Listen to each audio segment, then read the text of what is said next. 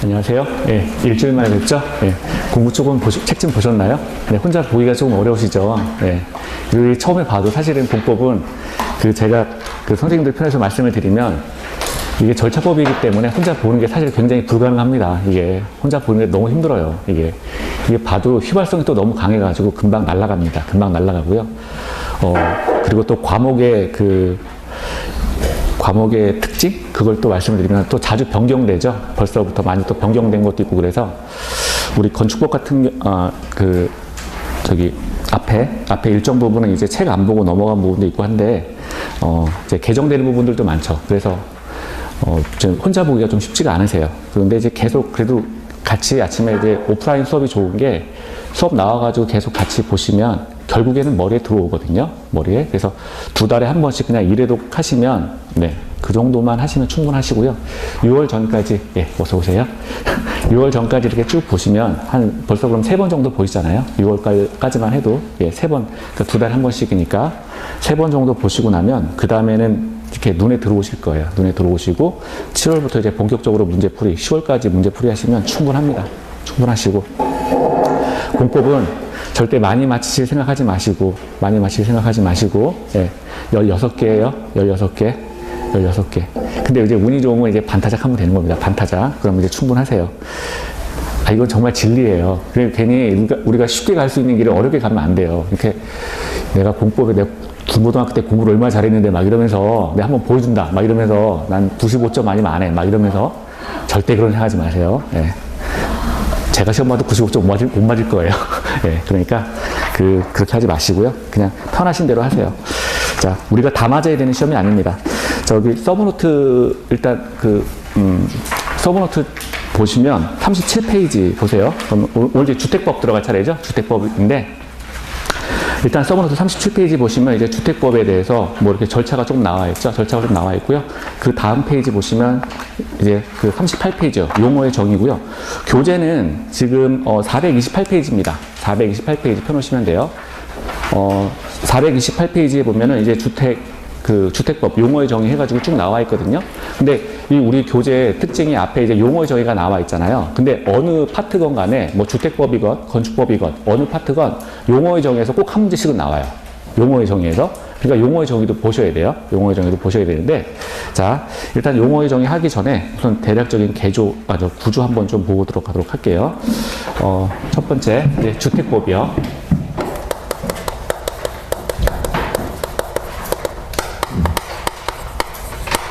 자, 428페이지. 처음에 나와 있는 게 이제 우리 이거 보기 전에 주택의 분류를 먼저 보도록 할게요. 주택의 분류. 자, 주택을 이제 나눈다. 주택을 이제 나누는 방법인 거죠. 이런 것도 사실은 뭐 이렇게 지금 하는 거는 제가 안다는 걸 보여드리려고 하는 거고요. 크게 중요한 거 아닙니다. 그러니까 사실은 용어의 정의에서 한 문제 나오잖아요. 그러니까 그것만 사실 그냥 보시면 돼요. 그러니까 이걸 책을 보실 때 예전에 깊게 공부하셨던 분들은 이걸 책을 왜 이렇게 썼지? 이렇게 질문하시는 분들이 있어요. 그래서 그분들 위해서 그냥 쓰는 거예요. 그래서 시험하고는 크게 관련은 없습니다. 그냥 시험은 사실은 제가 뭐 나온다 이렇게 말씀드리잖아요. 그거 외우시면 충분해요. 예. 그래서 그냥 제가 안다고 그냥 아는 걸 보여드리려고 쓰는 겁니다. 자, 주택을 이제 분류를 할 때요. 크게 구조하고요. 그리고 자금에 따라서 주택을 건설할 때 돈이 들잖아요. 구조하고 자금에 따라서 이제 분류를 해요. 근데 이 분류 방식도 굉장히 되게 많아요. 분류 방식도. 그러니까 이게 조금 더 약간 보편적인 방식일 뿐이지 이게 또 절대적인 방식은 또 아니라는 거예요. 절대적인 방식이 아니니까 당연히 시험에는 좀 거리가 있겠죠.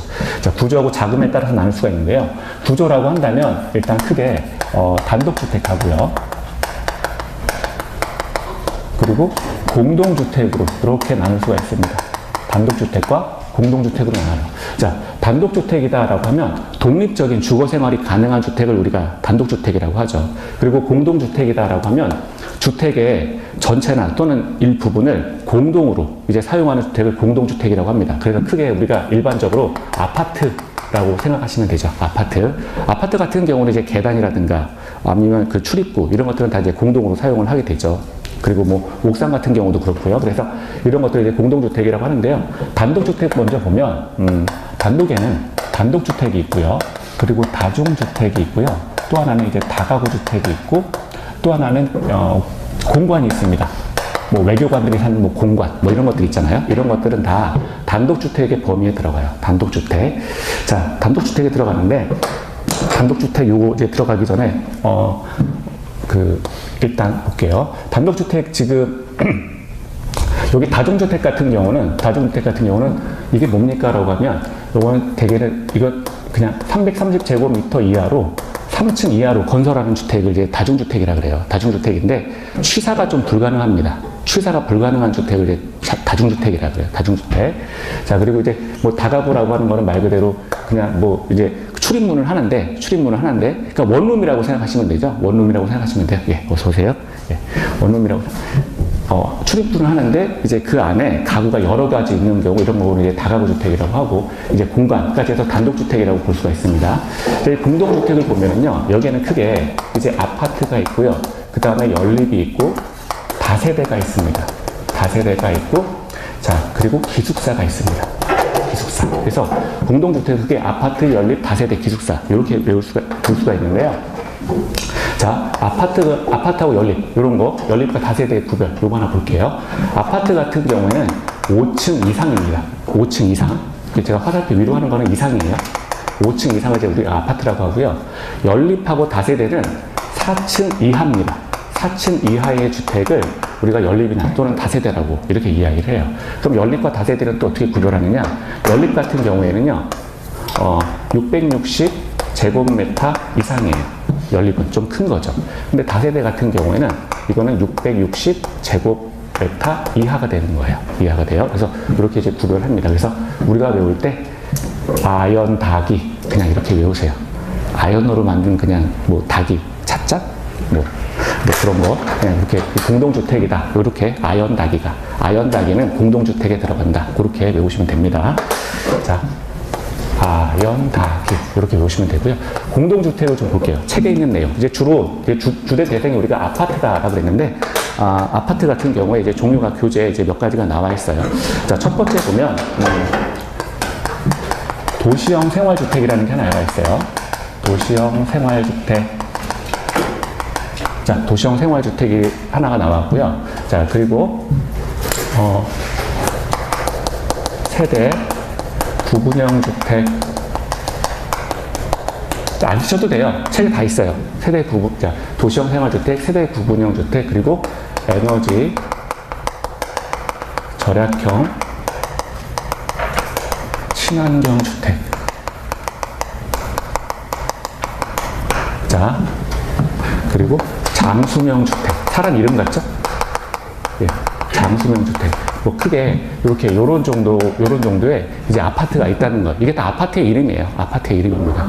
이제 그럼 볼게요. 도시형 생활주택. 아파트의 종류 가운데 이제 도시형 생활주택이라고 분류할 수 있는 것들이 있는데요. 이 도시형 생활주택이다라고 하면 일단 건설을 할 때 300세대 미만까지 건설하는 주택을 도시형 생활주택이라고 봅니다. 300세대 미만. 그러면 300세대 미만이니까 299세대까지 이제 건축이 가능하겠죠. 299세대까지 건축이 가능하다. 그리고 도시형이니까 도시에 건설합니다.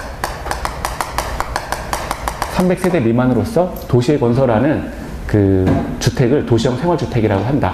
자, 그리고 세대 구분형 주택이 있어요. 세대 구분형 주택. 자, 요거는 뭐냐면 내부 구조를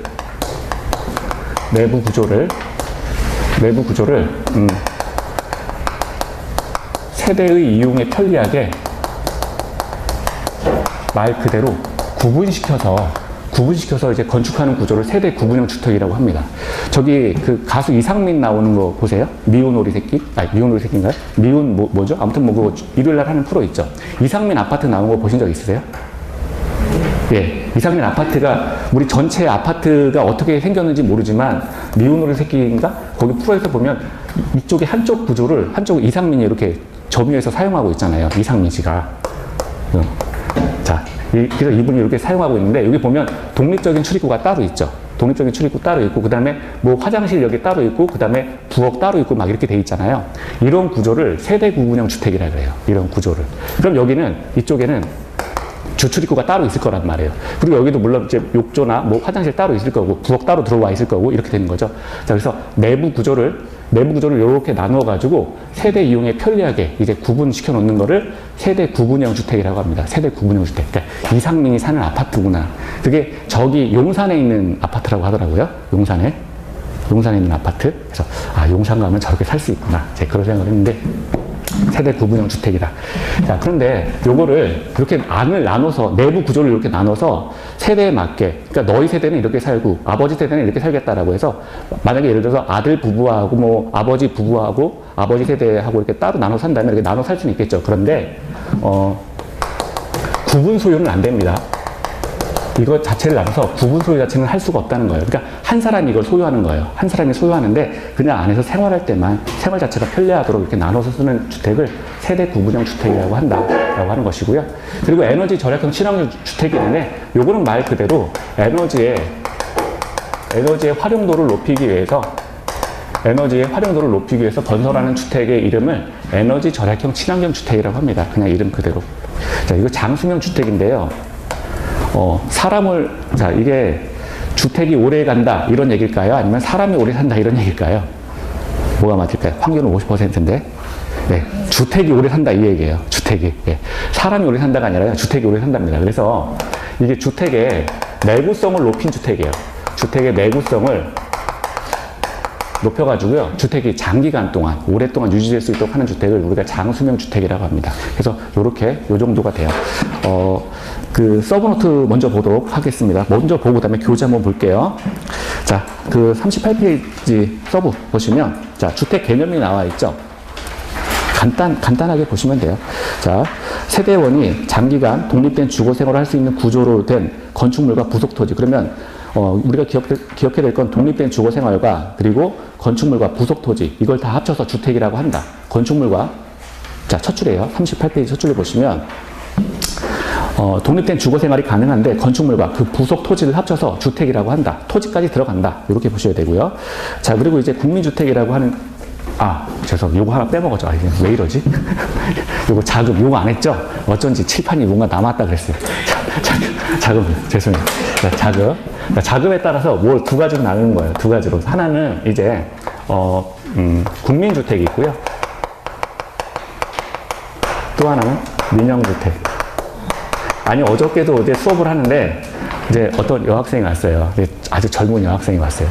젊은 여학생이 와가지고, 저 여기 공부 처음 하는데 좀 천천히 해주시면 안 돼요, 이러는 거예요. 제가 그 얘기 듣고 이제 반성했잖아요. 내가 원래 성격이 이 모양이구나.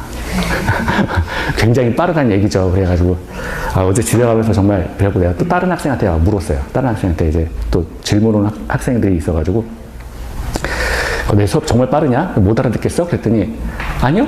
그 학생은 또 내 편이니까 아니요? 이런 얘기 하는 거예요. 그래서 제가 아니, 그 일반적인 걸 얘기해줘. 그랬더니 빨라요. 그래서 그렇구나. 내가 이 모양이구나. 네.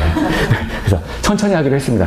근데도 이렇게 막 가끔 넘어오고 막 그러잖아요. 자, 국민주택이 있고 이제 민영주택은 자금에 따른 구별인데요. 국민주택이다라고 하는 거는 85제곱미터 이하의 주택을 우리가 국민주택이라 그래요. 그리고 공적 자금, 국가에서 자금을 투여해서 건설한 주택을 이제 국민주택이라고 합니다. 이 두 가지의 요건을 다 갖추고 있어야 돼요. 이래야 국민주택이 되는 거고요. 민영주택이다라고 하면 우리가 국민주택이 아닌 주택은 다 민영주택이에요. 국민주택이 아니라면 모든 주택은 다 민영주택입니다. 그러니까 국가나 관이 나서지 않은 주택이기 때문에 국민주택이 아닌 주택, 국민주택이 아닌 주택, 국민주택이 아닌 주택, 그러니까 국민주택을 제외한 주택을 민영주택이라고 한다. 이렇게 된 거죠. 그래서 용어가 이제 교과에서 보실 때 단독이 뭐고 공동이 뭐고 국민주택이 뭐고 민영주택이 뭔지 이 정도만 교과서에서 보시면 돼요. 그러니까 분류 방식은 나오지 않습니다. 이건 나오지 않고요. 자, 그러면 국민주택 이제 볼게요. 아까 국민주택은 이제 85제곱미터 이하고요. 공적 자금이 투여된 주택이라 그랬죠. 그래서 자, 첫 줄에 보시면 국가, 지자체, 토지, 주택, 공사, 지방공사가 건설하는데 주택 전용 면적이 85제곱미터 이하의 주택이다. 그러니까 85. 요것만 보시면 되고요. 자, 그리고 이제 도시형 생활주택이라는 게 이제 들어가 있죠. 요걸 보면 앞으로 요 첫 번째 요거예요. 요건데, 자, 300세대 미만의 자, 국민주택 규모에 해당하는 주택, 그리고 밑에 줄 보시면 도시지역에 건설하는 주택이다. 그래서 도시형 생활주택도 이제 국민주택 안에 들어갑니다. 그래서 이거는 이제 300세대 미만, 그리고 국민주택 규모에 해당한다. 그리고 도시지역에 건설한다. 이렇게 세 가지가 되는 거예요. 이 도시형 생활주택은 공동주택에 들어가지만 동시에 국민주택에 들어간다. 이런 얘기예요. 자, 그리고요. 도시형 생활주택 안에 세 가지가 있어요. 원룸형 주택이 있고요. 단지형 연립이 있고 단지형 다세대가 있습니다. 이렇게 세 가지가 있는데요. 자, 이것도 이거 이렇게 구체적으로 다 외워야 됩니까? 외워주시면 좋은데 안 외워주셔도 할 수는 없어요. 이렇게 그냥 이게 많이 여러 번 보시면 그냥 들어오세요. 나중에 원룸형 주택 먼저 볼게요. 면적은 첫 번째 50제곱미터 이하일 것. 굉장히 작은 거죠. 원룸형 주택이니까. 두 번째 세대별로 독립된 주거가 가능하다. 자, 독립된 주거 가능하다. 요거 하나 보시고요. 나머지 뭐 3번이나 4번 정도는 그냥 읽어보시면 되는데 그냥 읽어볼게요. 자, 욕실과 보일러실을 제외한 부분을 하나의 공간으로 구성하는데 다만 30제곱미터 이상인 경우 두 개의 공간으로 구성할 수 있다. 자, 됐고요. 밑에 단지형 연립이 있습니다. 자, 건축위원회 심의를 받은 경우에는 5계층까지 건설할 수 있다. 자, 단지형 연립 같은 경우는 5계층까지 건축한다. 요 정도만 보시면 되는데 이 단지형 연립이라고 하는 거는 원룸형 주택이 아닌 연립주택을 말해요. 원룸형 주택이 아닌 연립주택을 말합니다. 그래서 660제곱미터 이상인 경우인데 뭐 시험에는 이렇게 뭐 크게 막 나오고 막 그런 거는 아니에요. 자, 그리고 단지형 밑에 다세대가 있죠. 교재 다 있어요. 교재 다 있습니다. 찾아보셔도 되고요. 자, 단지형 다세대 있는데 이것도 마찬가지로 건축위원회 심의를 받은 경우에 5개 층까지 건축할 수 있다. 그러니까 똑같죠. 두 개 다 5개층까지 건축할 수가 있는데요. 이거는 단지형 다세대는 원룸형 주택이 아닌 다세대 주택을 말하는데 원룸형 주택이 아닌 다세대 주택. 그러니까 단지형 다세대가 되겠죠. 자, 그런데 이건 660제곱미터 이하가 됩니다. 이것도 교과서에 나와 있어요. 자, 밑에 보면은 하나의 건축물에 이제 요거는 이제 기출 문제죠. 기출 지문이었는데, 자, 하나의 건축물에 도시형 생활주택과 그 밖의 주택을 함께 건축할 수 없다. 자, 그래서 어떤 건물에도 이제 일체성이 필요하죠. 일체성이 필요하니까 도시형 생활주택이 들어가 있으면 그 도시형 생활주택으로 그냥 하나의 건물이 유지되어야지 도시형 생활주택과 그 밖에 다른 형태의 어떤 건축물이 건축되어서는 안 된다라고 하는 거예요. 근데 그거 예외가 이제 두 가지가 있습니다. 첫 번째 나오는 게 원룸형 주택과 주거 전용 면적이 85제곱미터를 초과하는 주택 세대를 함께 건축하는 경우. 이건 뭐냐면 제가 예전에 신림동에 살 때 원룸에 살았거든요. 신림동, 여기도 원룸 많은가요? 여기는 아직 원룸 별로 없죠. 원룸 한 번씩은 다 방문해 보셨죠? 네.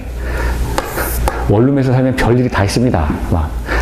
여기 출입구가 하나예요. 출입구가 하나인데, 이제 가면은, 이제 소위 말해서 방이 다다다다다다닥 붙어 있죠. 다다다닥 붙어 있는 게 이제 원룸이에요. 방 안에 딱 들어가면, 여기 화장실 요만큼이 있고요. 그리고 여기 침대 하나 딱 들어가고, 여기 책상 하나 딱 넣고, 책꽂이 하나 딱 놓으면 끝입니다. 사람이 다닐 때는 막 이렇게 돌아다녀야 돼요. 이렇게. 아주. 이게 누우면 그냥 끝나요. 이게 여기. 그리고 이제 여기 샤워 부스 여기 하나 있고, 요 정도면 이제 끝나요. 이게 원룸형이에요. 지금도 그런지 모르겠는데, 제가 있을 때는, 제가 신림동에 그 원룸 생길 때부터, 있었는데, 신림구동이죠. 근데 그때 이제 보면은, 그때 40만원에서 50만원 정도 매달, 요 정도 했었어요. 40만원에서 50만원 요 정도 했었는데, 무슨 얘기 하려고 했지? 근데 주인집. 지금 보면 원룸형 주택 같은 경우는 여기 맨 위에 주인집으로 올라가잖아요. 뭐 하숙비 뭐 내라. 아니 한 달에 얼마 내라. 은행 이체 안 되면. 그러면 올라가 보면 주인집은 여기 이걸 다 터서 쓰기 때문에 굉장히 크다는 거예요. 그 주인집 아들 놀고 있었거든요. 근데 이렇게 맨 위에 가면은 여기 뭐 예를 들어서 제 꼭대기층에 이제 주인집 살아요. 주인집 사는데 이렇게 반을 나눠가지고 여기는 주인집 부부가 살고요. 여기 반은 주인집 아들이 이렇게 살고 있어요. 그러면 여기 정말 쥐구멍 같은 데 살다가 여기 올라가 보면 야, 세상에 사람이 이렇게 살아야 되는데 막 이런 생각 하고 있는 거죠. 아들이 놀아요. 그래서 참 부럽다. 막 이런데 굉장히 부러워했던 기억이 있습니다. 와, 나 정말 이 정도 되면 공부 안 해도 되지? 막 이러면서 공부할 필요가 없더라고요. 자, 그게 1번이에요. 그래서 원룸형 주택과 주거 전용 면적이 85제곱미터를 초과하는 주택 한 세대를 함께 건축하는 경우 된다 이거죠. 그러니까 밑에는 85제곱미터 이하예요. 원룸은 85제곱미터 이하잖아요. 원룸 같은 경우에 여기는 제가 사는 데는 다 85제곱미터 이하에만 살았어요. 그러니까 인생 참, 제가 가끔에 수업하다가 제 인생 가끔 얘기하잖아요. 여기도 저녁반은 좀 얘기하는데 낮에는 촬영해서 얘기 잘 안 하죠. 근데 열심히 살았거든요. 열심히 살았는데 되게 열심히 살았어요. 지금 그때는 열심히 했는지도 몰랐어요. 근데 지금 이제 나이를 조금 먹고, 내가 나이가 많은 게 아닌데 나이를 조금 먹고 생각해보면 나 굉장히 열심히 살았구나. 근데 아무것도 없어요. 그러니까 허무한 거예요. 아무것도 없어. 너무 허무해. 그래서 공감하시는 분 있죠? 네. 공감하시는 분이 있어요. 정상인 거예요. 아니면 나만 이러면 너무 이상하잖아요. 85제곱미터. 지금은 제가 사는 게 나는 무조건 이제 뭐 넓은 집에 가서 산다. 그래가지고 나중에는 정말 좀 산에 가서 사는 게 소원이에요. 산 혼자 사가지고 나 혼자 살아야지. 막 이러면서. 산에 가서 살고 싶다. 이거 일단 된다는 거죠. 자, 1번. 예외가 1번이에요. 자, 두 번째 볼게요. 준주거지역 또는 상업지역에서 원룸형 주택과 도시형 생활주택 외의 주택을 함께 건축하는 경우. 그래서, 자, 요것도 이제, 요것도 그냥, 요런 게 예외가 있다. 요 정도 하나 보세요. 자, 그리고 4번 옆에 보시면 이제 준주택이라는 게 하나 있죠. 준주택. 준주택. 이건 이제 준이라고 하는 거는 우리 그런 걸 배웠었죠. 알파적 기능이 있으면 다 이제 준자를 붙인다 그랬어요. 그래서 주택 기능 외에 알파적 기능이 있는 것이 바로 이제 준주택이 됩니다. 그래서 오피스텔, 노인복지주택, 기숙사, 다중생활시설 뭐 이런 것들이 있는데 여기에는 그러니까 준주택이라고 하는 건 한마디로 말해서 주거시설로 이용이 가능한 시설을 준주택이라 그래요. 그러니까 사실은 이 말을 뜯어보면 꼭 주거시설만으로 이용하는 것은 아니다라고 하는 그 뜻이 있죠. 주거시설로 이용이 가능한 시설을 준주택이라고 합니다. 아예 책에 다 있어요. 책에 다 있습니다. 자, 그런데 우리가 이제 중요한 건 요 순서 저거를 외워야 돼요. 종류를. 그래서 오피스텔, 노인복지, 기숙사, 다중생활시설인데 온옥이다. 온옥이다. 둥자 찾아 그냥 외우세요. 무슨 일본 놈 이름 같죠? 온옥이다. 자, 됐어요. 요거 하나만 외우시면 된 거예요. 자, 그리고 이제 밑에 주거 단위 규모가 있는데 국민주택 규모요. 우리 이미 봤었죠. 85제곱미터 이하다. 그러니까 그런데 수도권을 제외한 도시 지역이 아닌 읍면 지역은 100제곱미터 이하로 한다. 그러니까 수도권은 지금 85제곱미터 이하라고 하는 것이고요. 자, 그거를 제외한 수도권을 제외한 지금 읍면 지역, 읍면 같은 경우는 100제곱미터 이하가 국민주택 규모로 본다. 자, 그렇게만 보시면 됩니다. 주택 단지요. 자, 주택, 부대시설, 복리시설 건설하거나 대지를 조성하는 데 사용되는 일단의 토지로서 다만 다음에 시설로 분류된 토지는 별개의 주택단지로 본다. 뭐 이런 말이 나왔는데 밑에 이제 박스 하나 볼게요. 철도, 고속도로, 자동차 전용도로가 나뉘어 있으면 별개의 주택단지로 본다. 우리가 주택단지를 건설하면 주택단지는 지구단위 계획 구역으로 설정을 해서 이제 건설을 하게 돼 있어요. 지구단위 계획 구역이라고 하는 거는 하나의 큰 단지라고 생각을 하시면 돼요. 큰 단지요. 이렇게 큰 단지가 있어요. 큰 단지가 있는데 단지 사이로 이렇게 도로가 지나갑니다. 도로가 지나가요. 뭐 고속도로가 지나가고 도로가 지나가고 도로가 이게 관통된다는 거예요. 그렇게 관통이 되면 이 지역 주택단지 따로 이 지역 주택단지는 서로의 별개의 것으로 본다라고 하는 거예요. 당연한 거죠. 나눠져 있으니까. 자, 그래서 1번에 보면 철도, 고속도로, 자동차 전용도로. 그래서 여기가 뭐 철도가 지나가든 뭐 아무튼 뭐 고속도로가 지나가든 이런 식이라면 별개의 주택단지로 보겠다. 그래서 여기 첫 번째를 A 주택단지 이렇게 본다는 거고요. 그리고 두 번째 여기를 B 주택단지 해서 나눠서 보겠다라고 하는 얘기죠. 그리고 두 번째 보면 20m 이상의 일반 도로 해가지고 20m다라고 하면 이 폭을 말하는 거예요. 이 폭이 자 20m다. 일반 도로인데 고속도로가 아니고 일반 도로인데 이 폭 자체가 20m 이상이다라고 하면 이것도 나뉜 걸로 보겠다라고 하는 거고요. 자, 그리고 세 번째 보면 8m 이상의 도시계획 예정도로. 아직 확실하게 이게 도로는 아니에요. 도로는 아닌데 앞으로 도로가 될 거야라고 해서 예정도로를 잡은 구역이 있어요. 이렇게 되면 이게 이제 8m. 자, 8m 이상이라면 그 예정도로가 이렇게 놓여 있다고 하더라도 다른 별개의 주택단지로 보겠다라고 하는 거죠. 그러니까 경우의 수가 별개 단지로 보는 경우의 수가 지금 3가지가 나왔죠. 3가지. 그러니까 외워야죠. 3가지니까 문제 내기 얼마나 좋겠어요. 그래서 외우세요. 자, 됐습니다. 밑에 부대시설이요. 용어 정도만 기억하시면 돼요. 주차장, 관리사무소, 담장, 그리고 주택단지 안에 도로 이런 것들은 다 부대시설이다. 그러니까 대개는 여기 이 지역은 이제 아파트 사시잖아요. 아파트 보면 옆에 관리사무소 있고 주차장 있고 막 이렇잖아요. 그러면 담장도 있고요. 자, 이런 것들은 이제 부대시설에 들어간다. 그 다음에 복리시설, 어린이 놀이터, 근생, 근린생활시설, 자, 그리고 유치원, 뭐 주민운동시설, 이런 것들은 복리시설이다. 자, 그리고 이제 간선시설이라는 말이 나오죠. 자, 주택단지 안에 기간시설을 주택단지 밖에 있는 종류의 기간시설을 연결하는 시설인데, 간선, 이 간자가 사이간자잖아요. 그래서 어떤 선을 연결하는 시설을 이제 간선시설이라고 한다. 그래서 가스, 통신, 지역난방시설은 주택단지 안에 시설을 포함한다. 뭐 이런 게 있는데, 뭐 그냥 개념 정도가 어떤 시설이 있는데 그 시설을 바깥에 있는 시설과 연결하는 게 간선시설이다. 주로 가스와 통신 이런 것들을 연결하는 시설을 말한다. 이 정도로 정리하시면 좋겠고요. 자, 됐습니다. 밑에 보면 이제 리모델링이 나와요. 리모델링이 나오는데 12번에 리모델링이 나오는데 이제 개선하는 거죠. 리모델링. 자, 건축물의 노후화 억제 또는 기능 향상 등을 위해서 대수선하거나 15년이 경과가 있는데 전용 면적 30% 이내에서 그리고 세대수 15% 이내에서 증축하는 행위를 리모델링이라고 한다. 리모델링. 그러니까 리모델링의 종류는 사실은 두 가지라는 거죠. 대수선하거나 또는 증축하는 행위. 이렇게 두 가지로 정리를 할 수가 있어요. 리모델링은 뒤에서 따로 별개 챕터로 나옵니다. 그러니까 일단 대수선 하는 것도 리모델링이고 증축하는 행위도 리모델링이다. 그 정도만 보시면 되고요. 수직 증축의 경우에는 3계층 이하로 하겠다. 자, 이건 뭐냐면 기존 층수가 15층 이하인 경우를 말하는 거예요. 지금 건물이 있는데 이 건물이 15층짜리라는 거예요. 이런 경우에 수직으로 위로 올려버리는 경우에는 3계층 이하로만 올릴 수가 있다라고 하는 것이고요. 다 옆에 기존 층수가 14층 이하인 경우에는 2계층까지만 가능하다. 그러니까 15층 이상이면 3계층을 위로 올려서 건축물을 이제 리모델링 할 수 있다는 것이고요. 그리고 14층 이하라면 2계층까지만 가능하다. 2계층까지만 가능하다. 그래서 3, 2 이렇게만 정리하시면 됩니다. 자, 이제 넘어갈게요. 넘어가시면 다음 페이지 가시면 사업 주체가 나와요. 사업 주체. 우리 책에도 보면 이제 사업 주체 이렇게 나와 있습니다. 사업 주체 관련해 가지고 지금 잠깐 볼게요. 사업 주체를 보기 전에 우리 주택법이 어떻게 이제 진행이 되는지 그거 하나 볼게요. 주택법. 자.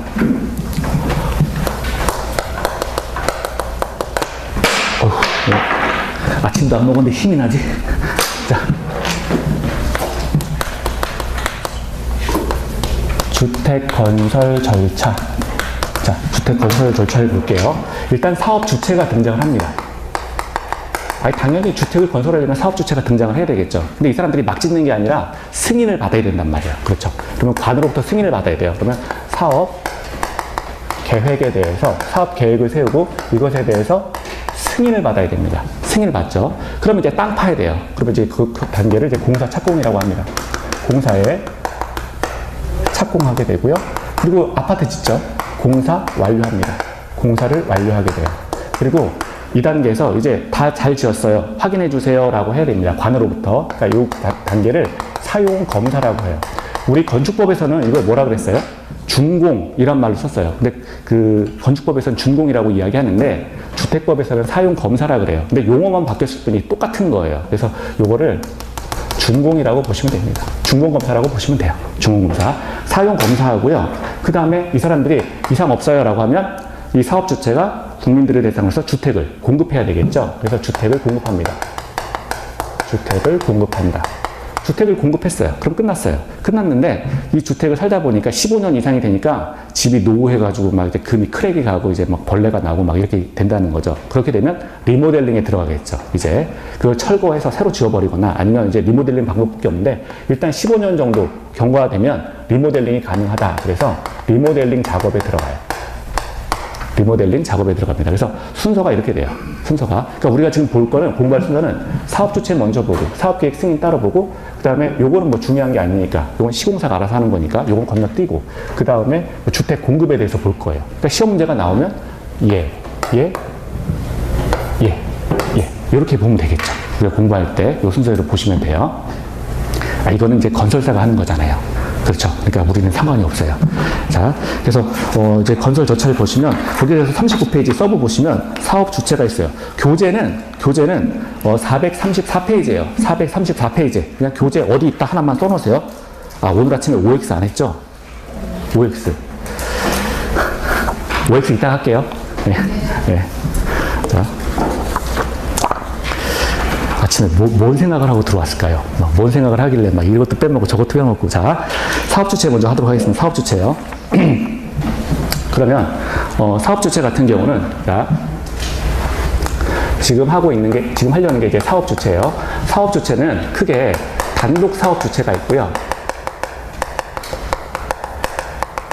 그 서브에 다 있으니까 안 써도 돼요. 그리고 또 하나가 이제 공동 사업 주체가 있습니다. 혼자 하면 단독 사업 주체고요. 여럿이 함께 하면 공동 사업 주체 이렇게 나눠볼 수가 있겠죠. 단독과 공동 사업 주체 이렇게 나눠볼 수가 있어요. 단독 같은 경우에는 자, 혼자 하는데 요거는 이제 두 가지가 있어요. 하나는 등록 사업자가 있습니다. 등록 사업자가 있으면 당연히 등록하지 않은 사업자도 있겠죠. 등록하지 않고 혼자 해요. 비등록 사업자도 있습니다. 자, 등록 사업자 같은 경우는 누가 있느냐? 등록 사업자 같은 경우는 일단 주택 건설 사업자가 종류가 두 가지예요. 하나는 주택 건설 사업자. 이 카메라 가끔 보라 그래가지고 제가 일부러 좀 쳐다볼게요. 가끔씩. 네. 제가 선생님들 보기 싫어서 그런 게 아니라 카메라를 쳐다보라는 요구가 있어서 카메라 보이나? 주택건설 사업자. 아, 힘이 넘치가지고. 자, 주택건설 사업자가 있고요. 제가 여기서 우리가 모든 시험을 보는데 다 합격할 수는 없어요. 근데 제가 생각했던 몇 % 이상이 합격하지 않으면 저도 수업 안 할 거예요. 그냥 제가 여기 학원 그만둘 거예요. 네.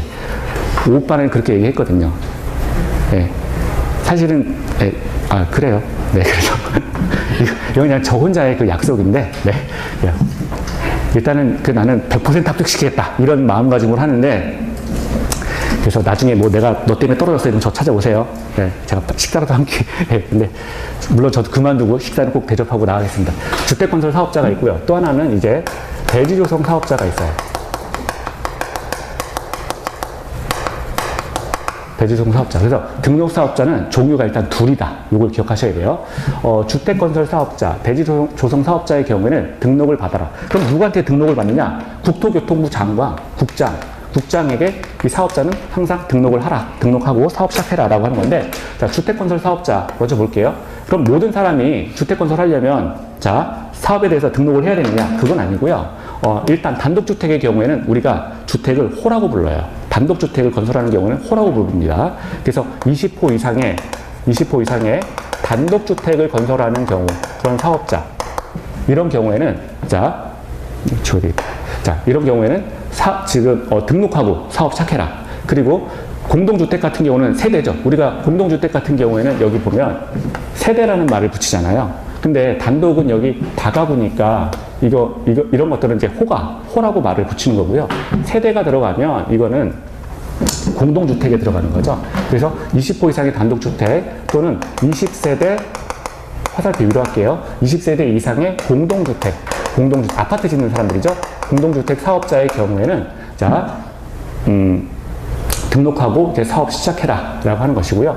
대지조성 사업자, 그러니까 주택만 짓는 게 아니라 뭐 대지를 이제 조성하는 사업자들도 있어요. 그러면 1만 제곱미터, 이 경우는, 자, 1만 제곱미터 이상의 대지조성 사업자의 경우에는 등록하고 사업하라 라고 하는 거죠. 그런데 이제 비등록 사업자, 등록하지 않고도 사업할 수 있는 사람들이 있어요. 권력층이죠, 권력층. 누구예요? 최고의 권력층은 국가죠, 국가. 그래서 국가. 또 국가하고 유사한 애들이 있어요. 지방자치단체. 그래서 지자체. 지방자치단체를 줄여서 지자체라고 합니다. 지자체. 지자체도 정부에 해당되는 거예요. 지방정부니까. 그래서 지자체. 그리고 하나가 더 있어요. 얘네들의 친구. 지방공사가 있습니다. 지방공사. 지방공기업을 말하는 거죠. 지방공사, 지방공기업. 이런 애들도 비등록 사업자로서 이렇게 사업을 진행할 수가 있다라고 하는 겁니다. 자, 이번에는 이제 공동사업 주체예요. 공동으로 사업을 하는 사람들이 있습니다. 그러면 공동으로 사업하려면, 자, 처음에 등록 사업자가 있어야 된다는 거예요. 등록 사업자와 공동으로 해야 돼요. 등록 사업자와 공동으로 할 수 있는 자들인데, 자, 등록 사업자가 누구랑 이런 사업을 하느냐? 일단 토지 소유자가 있죠. 토지 소유자는 등록 사업자와 공동으로 지금 사업을 진행할 수 있다라고 하는 거예요. 또는 조합이 있을 수 있어요. 이 조합이라고 하는 거는 대개는 토지 소유자들의 모임이죠. 토지 소유자의 모임이에요. 근데 얘네들도 이제 마찬가지로 등록 사업자와 사업을 시행할 수 있다라고 하는 것이고요. 그리고 또 하나가 고용자가 있어요. 고용자라고 하는 사람인데, 얘네들 고용자 같은 경우는 이 등록사업자와 반드시, 고용자가 사업을 진행하려면 등록사업자와 반드시 해야 한다예요. 책에서 보면 토지 소유자와 조합은 할 수 있다는데, 고용자는 해야 한다. 그래서 고용자만 의무예요. 얘만. 그래서 이거는 별표하시고, 고용자는 해야 한다. 의무라. 자, 요거 하나 꼭 기억을 하세요. 얘는 해도 되고 안 해도 되는데, 고용자는 반드시 해야 된다. 그렇게 나와 있어요. 그래서 고용자는 의무다. 그거 하나 꼭 기억을 하세요. 주택 건설 절차입니다. 건설 절차. 자, 여기까지 본 거예요. 그러면 이제 서부 오른쪽에 보시면 주택 건설 대지조성 사업의 시행을 볼게요. 자, 요거는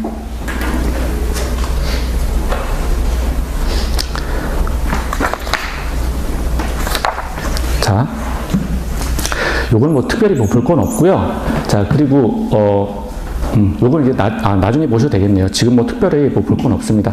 자, 일단 사업 주체 요거 보시면 되고요. 그리고 밑에 이제 보시면 지역 주택 조합이 나와 있죠. 자, 그러면 우리가 여기서 이제 조합을 볼 건데요. 조합을 왜 보느냐?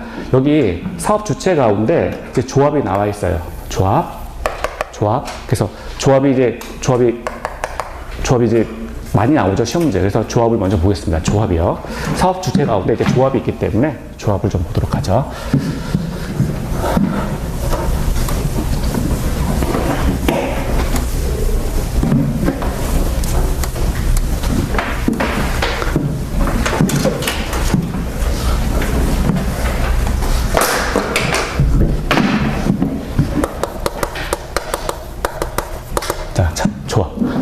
조합을 이제 꾸려야 조합에서 이제 주택 건설을 할 수 있다라고 하는 건데요. 일단 이 조합의 종류가 세 가지가 있어요. 첫 번째 조합의 종류가 세 가지가 있는데, 첫 번째는 이제 지역 주택 조합. 여기 하나가 있고요. 두 번째는 직장 주택 조합이 있어요. 직장 주택 조합.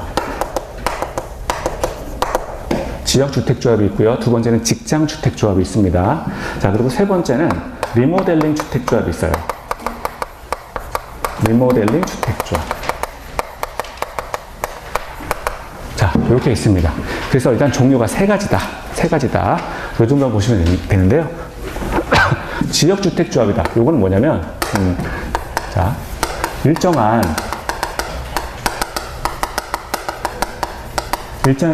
지역에 거주하는 주민들이 주택 소유를 목적으로, 자, 주택 마련이죠. 주택 마련을 목적으로 세운 조합을 지역주택조합이라고 합니다. 그러니까 이 지역주택조합이라고 하는 거는 일정한 지역에 사는 사람들인데 다 집이 없다는 거예요, 이 사람들이. 그러니까, 또 집 한 채 있는 게 소원 아니겠어? 라고 해가지고 집을 마련하는 게 목적인 거죠. 저도 집을 한 채 마련하는 게 목적이었습니다. 네. 네. 네? 목적이었으니까 지금. 네. 근데 지금도 또 목적이에요. 이사 가야 되거든요. 이사 가야 되는데, 예, 또 마련할 수 있을까? 불가능할 것 같아요. 그래서 아무튼 일정한 지역에 거주하는 주민이 주택 마련을 이제 목적으로 하는 게 지역주택조합이고요. 주택 마련이 목적이에요. 마련이 목적이다. 자, 그럼 주택 마련이 목적이니까, 그럼 이 조합원이 될 때 누가 과연 조합원이 될 수 있느냐? 조합원의 지위를 얻기 위해서. 자, 조합원이 될 수 있는 자. 그냥 조합원이라고 할게요. 조합원이 될 자격은 어떻게 되느냐? 자, 일단 주택 마련이 목적이기 때문에 무주택자이거나 또는 아까 우리 국민주택 규모가 85제곱미터 이하였죠. 85제곱미터 이하의 주택 한 채 마련이 이제 목적이라는, 좀 딴 생각, 죄송합니다. 85제곱미터 이하의 주택 한 채를 소유한 사람. 자, 주택 한 채를 소유하고 있는 자가 이제 조합원이 될 수가 있어요. 이렇게 집이 아예 없거나 또는 집이 있다고 하더라도 이제 국민주택 규모 작은 거 85제곱미터 이하의 그 주택 한 채를 소유한 자가 조합원이 될 수가 있습니다. 그리고 같은 지역 내 밑에 갔을까요? 자, 지금 같은 지역 내 6개월 이상 거주해야 된다라고 하는 거주 요건이 하나가 붙어가 있어요. 그래서 자, 무주택자이거나, 요거 외우세요. 85제곱미터 이하이거나 또는 6개월 이상이다. 그래서 자, 숫자가 나왔죠? 85, 6. 요거 왠지 비슷해 보이지 않아요? 그러니까 856. 자, 적당히 외우세요. 자, 그래서 85제곱미터 이하 무주택자 또는 6개월 이상 거주해야 된다. 자, 이런 요건이 있다는 것이고요. 직장주택조합이다라고 하면, 요 사람들도 이제 무주택자인데 주택 마련이 목적인 사람들이거든요. 자, 요 사람들은 같은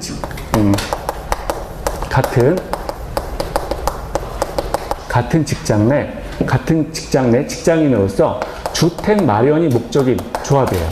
주택 마련을 위해서, 자, 같은 직장 내 주택 마련을 목적으로 결성한 조합을 직장주택조합이라고 합니다. 여기도 이제 목적은 똑같다는 거죠. 위에 거랑. 주택 마련이 목적이에요. 주택 마련을 목적으로 한다. 자, 과연 그 같은 직장이라고 하는 말이 무슨 말이냐? 자, 요거 의미가요. 같은 국가, 그리고 같은 법인 소속, 그리고 같은 직장 내 이렇게 소속돼 있어야 돼요. 같은 직장 내라고 하는 말은 같은 국가, 같은 법인, 그리고 같은 직장 내 소속돼 있다면 직장주택조합의 조합원이 될 수 있다. 조합원이 될 수 있다. 그래서 조합원의 지금 조합원의 지위를 지금 하고 있어요. 자, 그리고 이렇게 돼 있으면서 같은 국가, 같은 법인에, 그리고 같은 직장에 속해 있으면서 위에 거랑 똑같은 겁니다. 자, 85제곱미터 이하에 지금 주택을 가지고 있거나 또는 주택 자체가 아예 없는 무주택자의 경우에 한해서 지금 직장주택조합의 조합원이 될 수 있다. 조합원이 될 수 있다. 2번하고 3번 같은 경우에는 지금 조합원의 자격이에요. 조합원의 자격. 그래서 1, 2, 3 이렇게 보시고요. 리모델링 주택조합원 이건 따로 할 건데 이거는 뭐냐면 기존에 주택 소유자가 있어요. 이 주택이 있는데 이걸 좀 더 위로 짓거나 아니면 옆으로 지어가지고 세대수를 증가시켜버리거나 아니면 수직 증축형으로 하겠다라고 해서 이건 그냥 리모델링을 하기 위한 주택조합이에요. 이게 리모델링 주택조합이다라고 하는 거는 이건 이게 주택 마련이 목적이 당연히 아니죠. 이건 주택 마련이 목적이 아니고요. 자, 기존에 공동주택, 아파트죠. 기존에 공동주택 소유자들이 자신이 갖고 있는 공동주택에 대해서 자, 리모델링을 목적으로 하는 조합입니다. 리모델링을 목적으로 하는 조합을 자, 리모델링 주택조합이라고 한다. 그러니까 목적 자체가 요건 다른 거예요. 이 사람들은 다 집이 있는 사람들이에요. 집이 있는 사람들. 요 두 개는 다 집이 없는 사람들이고요. 이 사람은 집이 있는 사람입니다. 그래서 여기 리모델링을 목적으로 한다. 자, 이제 책으로 저기 한번 볼까요?